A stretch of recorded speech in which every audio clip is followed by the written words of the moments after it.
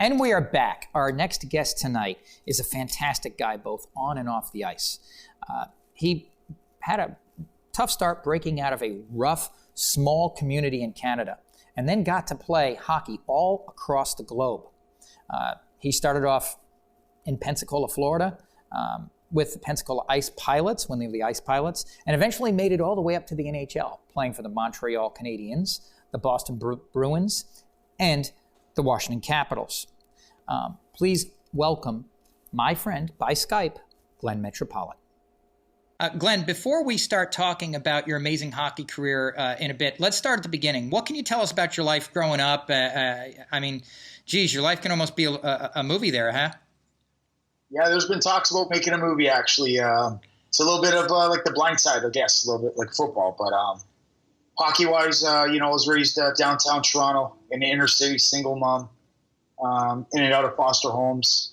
And hockey saved me a little bit. So, there's been a lot of people that helped me get to where I got to. And, it became my passion, my love. So it was my escape from, the life that I was, away from the rink. It was like, just get me on the ice, get me playing hockey. And that's where I felt the most safe. And I guess showed my expression, kind of deal, my happiness. And you succeeded where, so many other people failed with the same story. So what would you attribute your success to?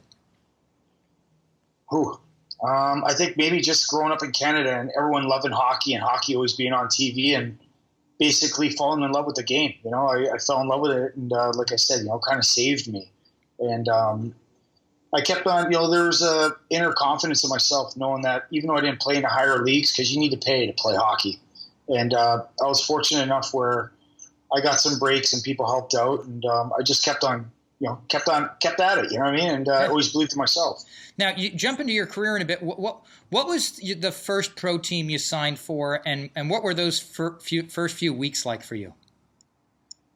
Well, my first NHL contract was with Washington Capitals. That was something special. I was watching the greats of Adam Oates, Peter Bondra, Sergei Gonchar, Olaf Kolzig, all these guys, and all of a sudden I'm starting lineup against the Florida Panthers, and my line mates were Adam Oates and Peter Bondra, and I was lining up against Pavel Bure, the Russian Rocket, and I was like, okay, don't pinch yourself, just enjoy the game, enjoy the moment. And I just remember just thinking about how lucky and blessed I am, to be able to fulfill my dream. So, and I remember when you were actually playing for the Pensacola Ice Pilots right here on the Gulf Coast.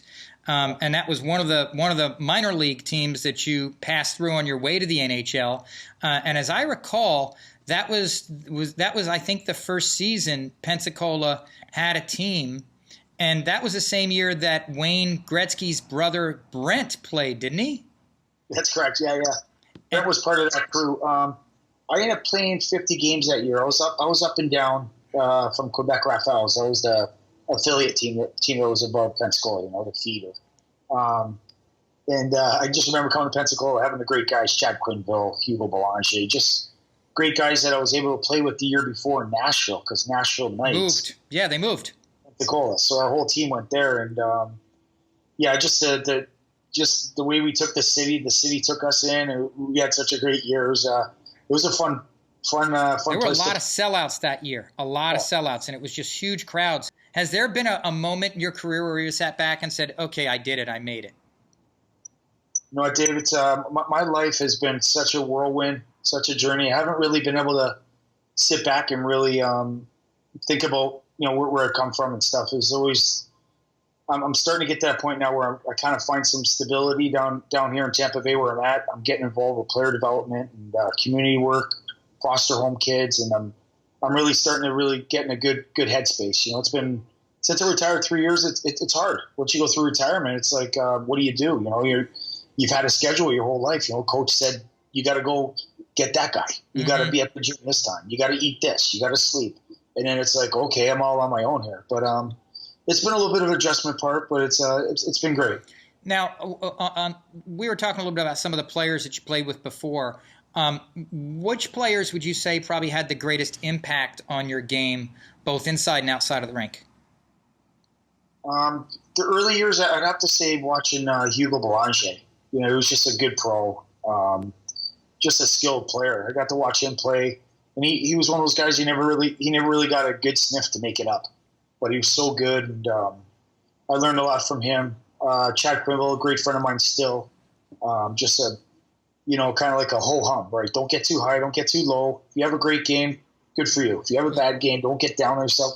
It's time to get back on the saddle, so to speak. That's Chad's. That's kind of Chad's. That's just how Chad is. I mean, Chad. Yeah, right. Chad's my kid's coach, and he's just level. Like, Yeah, you're exactly. you're not getting him. He's not on either extreme. He's real calm, cool, and collected.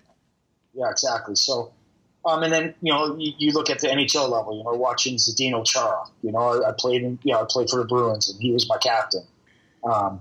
You just learn through, you know, you just get little pieces here and there from all the greats that I've had. I was so fortunate to play with Hall of Famers, got coached by Hall of Famers. You know, it's just, it's amazing as I talk to you now, Dave, how it kind of sinks in. I haven't really sat down and thought about all that, but it's pretty great.